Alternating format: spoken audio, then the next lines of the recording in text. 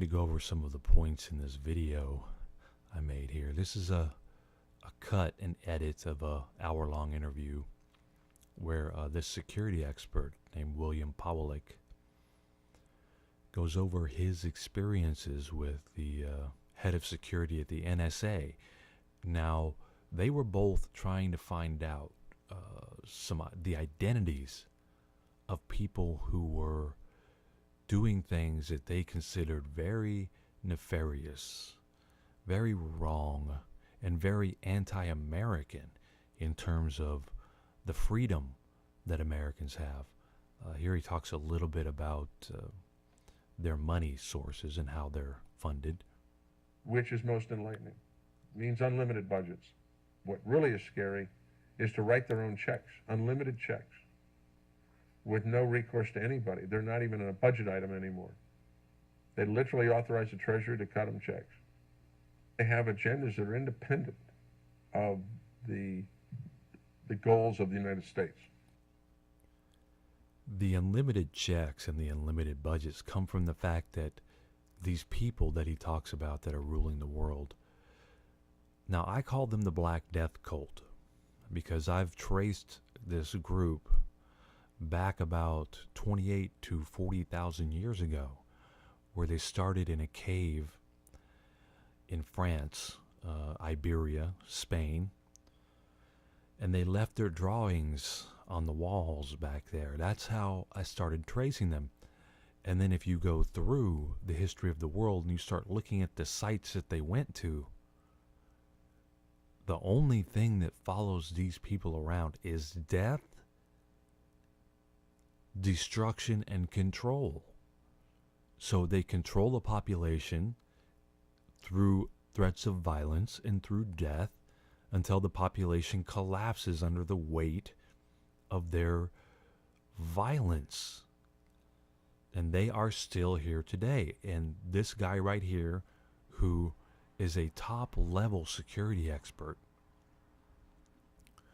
who knew the NSA top security man at the NSA, knew CIA agents, was fully involved in the system, describes these people. He says that they're broke down into four groups that he calls the Four Horsemen. Now, these groups would be at the top of the pyramid. They are the Black Death Cult. They are the Black Death Cult. And he talks about them actually killing his friend in a hit in Africa. And that the attitudes seem to be one of control, power and control. That's the Black Death modus operandi. You've got to keep control. And you do it through power. And the way that you keep your power is that you control all the resources. And it's I guess you could call that almost the second oldest profession in the world. Research since the early 80s on my own and with some friends indicates that we have at least 4 power groups in the world. They have wealth beyond all imagination. They have advanced technologies. They have taken over various programs, particularly black programs, within our government and probably even the Russian government and the Chinese. Their politics to them, as we know it, is not the same. Because they control politicians. Now, he says 4 groups, but there's no number of how many people are in those groups. In other words, is it 4 groups of 100 people? Is it 4 groups of 1,000 people? But it doesn't matter. You're never going to know exactly who they are. He couldn't figure it out. His buddy couldn't figure it out, and he died trying. And many people have tried to figure it out and haven't been able to. Now, I haven't figured it out either. But just like they say, follow the money to get to the person or to get to the root of any action in the world. In this particular case, you follow the violence. You follow the death. If they leave a trail of violence and death, they are Black Death Cult, period. It's that simple. If they use violence to control a population, If they use violence, the threat of violence or death to control a population, a group, an organization, they are Black Death Cult. This is the only way we can defeat these people, is by identifying their modus operandi, which is violence, death, the threat of violence, or the threat of death. And then we eliminate that. We eliminate that from our reality. Think about how many people you know that are actually violent. How many people have actually gotten into a fight even? There's not that many. But these people, the Black Death Cult members, will kill you. They will kill you.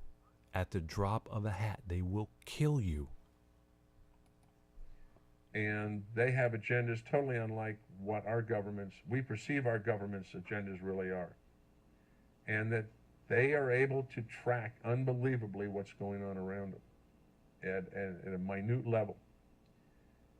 And who these people are, my friends and I have given them names, but they have no relevance to what they call themselves. We just simply call them the Four Horsemen. And that these horsemen work together at times, and they work against each other at times. There's an ongoing battle between them at a low level to who's going to be top dog in the world. The one commonality to all four appears to be an absolute desire for control of everything and everything. And that some of them have different bases for this. From the point of view of it, each of them has their own philosophy. And that core root philosophy guides them supposedly in their actions. Yes, their philosophy is derived from the ancient mystery schools, meaning that they have ideas and rituals that are rooted in symbolism. So they use their symbols to control people. Now, the symbols themselves don't control you. It's the violence and death that controls you. The symbols themselves indicate that's what they want to do. That is their dictum. That is their what they want. That's how they keep control. And then the action to keep the control is violence and death. This is how you recognize them. And as he said earlier, they have infiltrated every government, every single population on the planet besides sheep herders in Mongolia.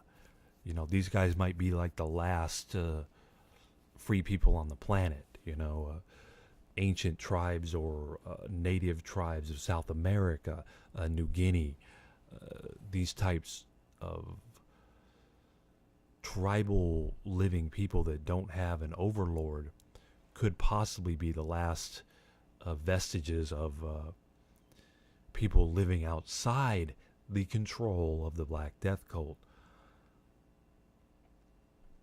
You and I, if we live in America, we are under the rule of the Black Death Cult, unfortunately.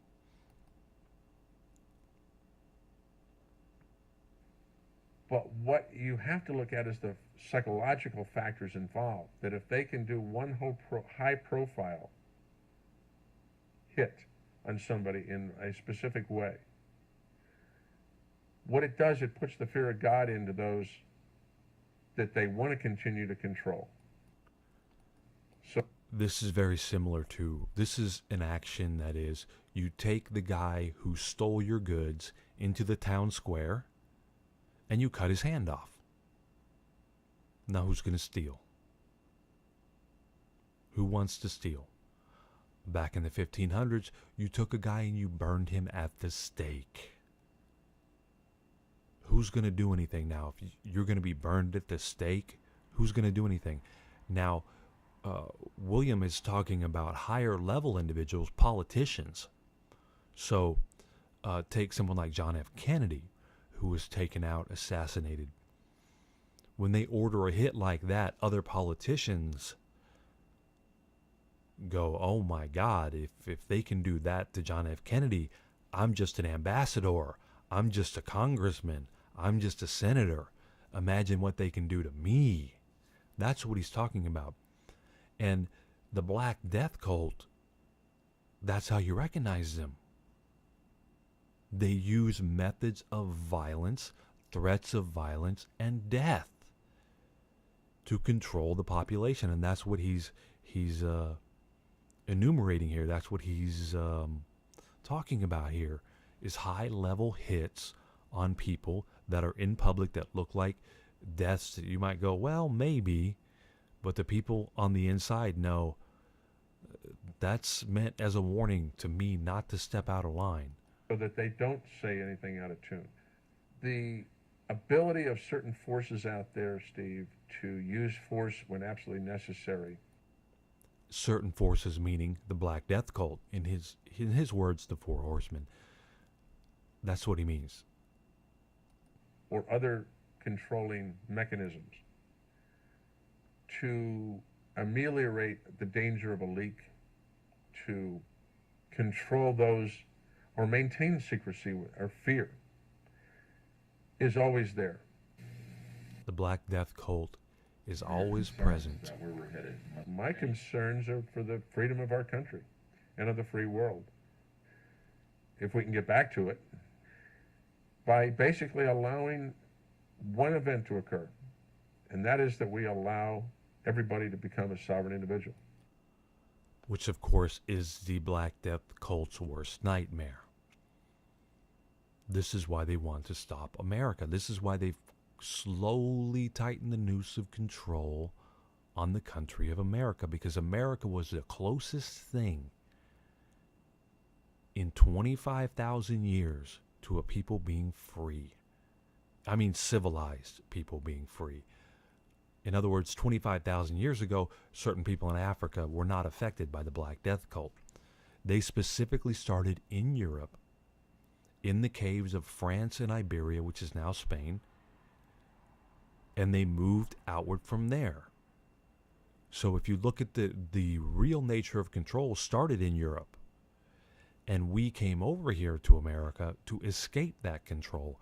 And the quote-unquote founding fathers put up an idea of, hey, you can do what you want. You can be autonomous. You can have your free speech against the king. You can have your gun to fight against the violence. Our system certainly has its problems.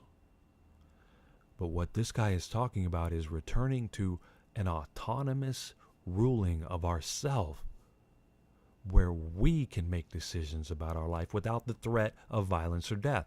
So to get there, we can get there, by the way, we can get there. We have to identify the Black Death cult members. We identify their modus operandi, and then we stop them from doing it. And we don't use violence to do it.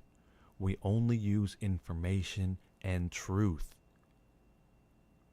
We use information exchange and truth to do it. When we see somebody doing violence, they may not be Black Death cult, a man hitting his wife, a guy beating up his buddy. That's not Black Death cult violence. The violence when police officers show up with clubs in Catalonia to beat people for voting, that is Black Death cult violence. So we recognize the modus operandi of the Black Death cult, which is violence, the threat of violence, and ultimately death. And then we identify the people who are perpetrating it, and we eliminate them, or we take their power from them. And we don't do it forcefully. We don't do it forcefully. We do it through information and truth. We allow everybody to become a sovereign individual. We allow everybody to become a sovereign individual.